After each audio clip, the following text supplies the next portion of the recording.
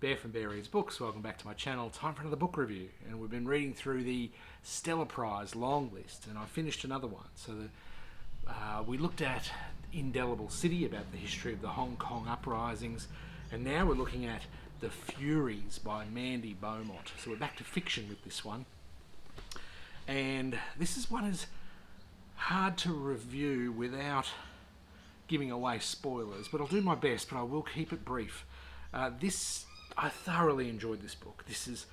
It comes across on the back as a mystery or something like that, but it's a little bit genre bending. It's not quite a mystery, but there is a mystery to solve, and it's all the best things about mystery that I like, and I'll describe that as I go. The story, in very basic terms, is about the main character called Cynthia, and she's only very young, about to turn, I think, 15 or 16, when her mother gets taken away by the police, and then her father disappears. So, and I really don't want to even tell you why that's happening, except to say that the mother had been experiencing what you would probably think is hallucinations, and what the author wants you to think, at least in the beginning, is that the mother has experienced some sort of mental breakdown, and that she was hallucinating, hearing voices, and that were telling her to do things. And yes, something very horrible happens. The mother does do something unspeakable, and I won't tell you what that is. And then young Cynthia is left all alone then, after everyone is gone. And at the age of 16, she works at an abattoir, or which is a meat works, where she's slaughtering animals in a really hostile, male-dominated environment. And everyone around her treats her incredibly poorly. And I must warn you, if you plan on reading this book, there are lots of trigger warnings here about rape, sexual abuse, domestic abuse. Pretty much there's some very difficult subject matter here. So there's a warning, if you do read this, that these things do exist in this book. All treated very, very well. What the author focuses very tightly in on is that all of the problems that Cynthia has is at the hands of men, and that the very male-dominated society that she exists in does nothing but harm her. But what Cynthia starts experiencing is the same types of murmurings and voices in her head that she thinks her mother had, and she starts to wonder whether she's the same as her mother. And the rest of the town, or at least the men in the town, have labelled her already as similar to her mother, and start calling her a slut or a whore or a crazy person, and using all sorts of derogatory terms to describe her, but really trying to compare her to her crazy mother.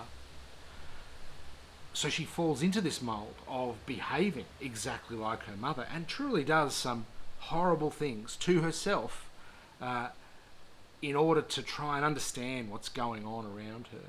Now, the title, The Furies, and I didn't know, I'm not a big reader in the classics of mythology, but the Furies were these female personifications of anger and devastation. So these were the three goddesses of vengeance and retribution that would eke out their punishment against men who had committed crimes against the natural order.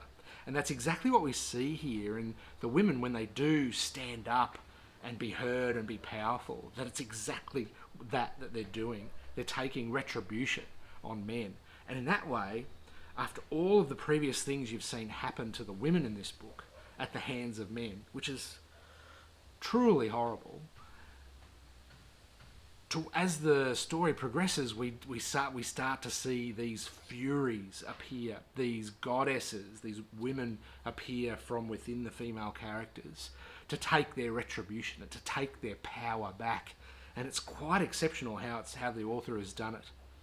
And what was originally a mystery book, a mystery story about what happened to the mother and what happened to the father and what happened to the other family members, and how is Cynthia going to work her way through the situation she finds herself in.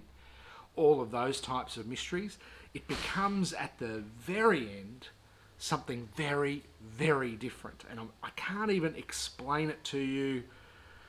I can't even briefly explain it to you without giving the entire game away. Only to say that the Furies described in mythology is exactly what we see almost coming to life in the book. It's quite amazing. I did thoroughly enjoy this, and I wish I could tell you more. I did thoroughly enjoy this, and I wished I could tell you more about this book without giving it away. It's such a hard book to review.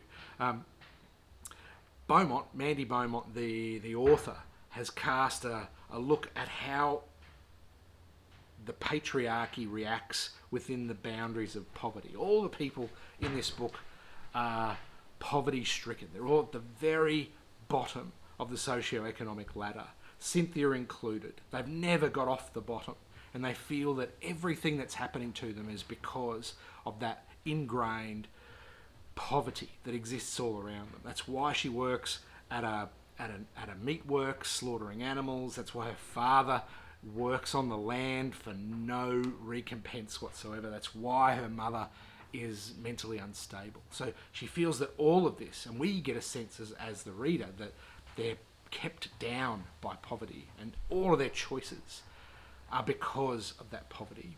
And it is set in the 20th century, so in the late 20th century, where we didn't really have this understanding of depression, especially postpartum depression, because Cynthia has another daughter, another sister. Cynthia has a sister who is not part of the book, only in flashback. But we don't know until right at the end exactly what happened to Cynthia's sister until towards the end of the book. So in an era of postpartum depression and psychosis, we didn't know anything about that at the end of the 20th century, and there's this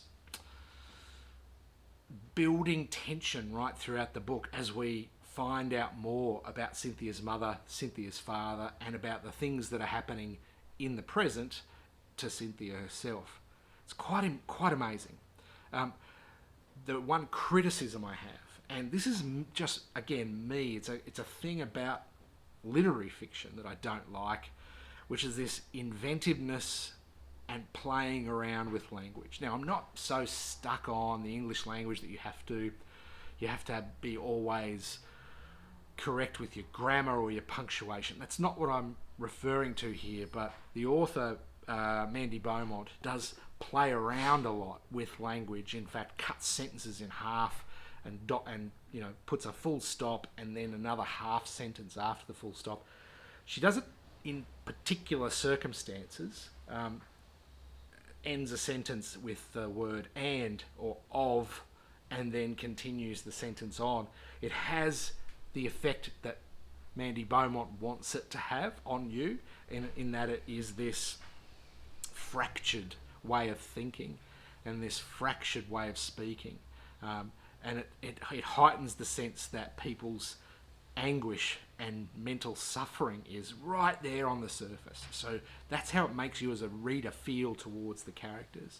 So that works. I just don't particularly like books that play around with language in that way. It's the only thing that Mandy Beaumont has done in this inventiveness of language, is this trick to cut sentences in half at the preposition. It works. It gets its point across, I guess, but I think there maybe were better ways to do that. And also what this book falls into the trap of, with like so many other Australian novels, is it uses setting, so the sparseness, the emptiness, the remoteness of Australia. It uses setting as a thematic device to drive tension. And yeah, I'm just sick of seeing it. I'm just sick to death of seeing it. What I have seen done really well is that same tension through poverty, depression, violence, misogyny, all of that in a urban setting, in a city, modern city setting, and it works better. You don't have to rely on setting to get these things across. And the remoteness of where they all live in the middle of nowhere on a farm with no connection to any community or outside influences. Yes, it is remote. Yes, it does what the author wants it to do, but I think it's an overused device in Australian fiction. But it works. It's a great book. It's so engaging. The Furies by Mandy Beaumont.